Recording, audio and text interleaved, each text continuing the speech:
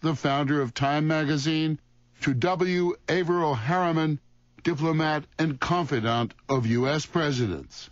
What's important about the undergraduate years of Skull and Bones, as opposed to fraternities, is that it imbues them with a kind of mission for moral leadership. And it's something that they may ignore for 30 years of their life, as George W. Bush seemed to successfully ignore it for quite a long time.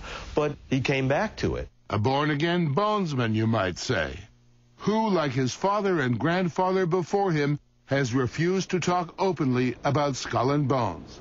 But as a bonesman, he was required to reveal his innermost secrets to his fellow Bones initiates.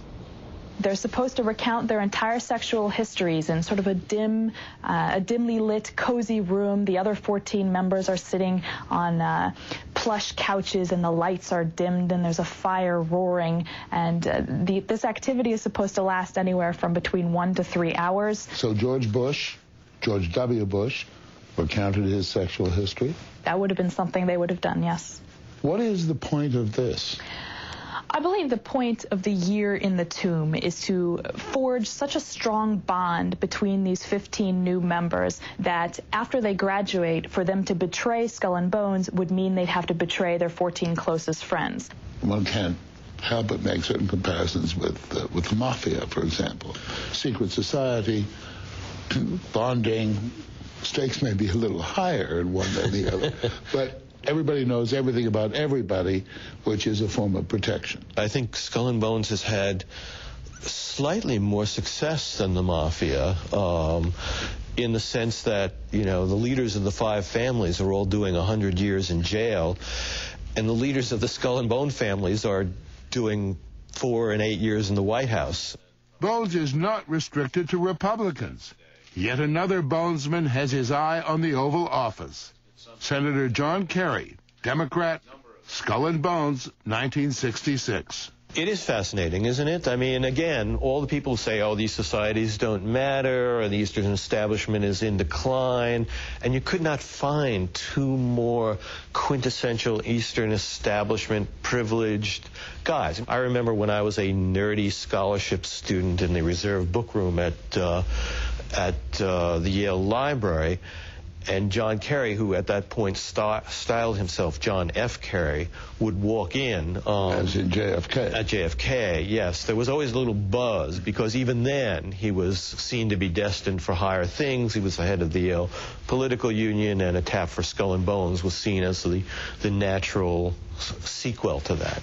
David Brooks, a conservative commentator who's published a book on the social dynamics of the upwardly mobile, says that while Skull and Bones may be elite and secret, it's anything but exciting. My view of secret societies is they're like the first-class cabin in airplanes. They're really impressive until you get into them. And then once you're there, they're a little dull. So you hear all these conspiracy theories about Skull and Bones. Conspiracy to run the world. Exactly. And to me, to be in one of those organizations, you have to have an incredibly high tolerance for tedium, because you're sitting around talking. You're not running the world, you're just gassing. Gassing or not, Skull and Bones, the best-connected white man's club in America, has moved reluctantly into the 21st century. Skull and Bones narrowly endorsed admitting women. The day before these women were supposed to be initiated, a group of bonesmen, including William F. Buckley, obtained a court order to block the initiation, claiming that letting women into the tomb would lead to date rape. Again, more legal wrangling. Finally, it came down to another vote, and women were admitted and initiated.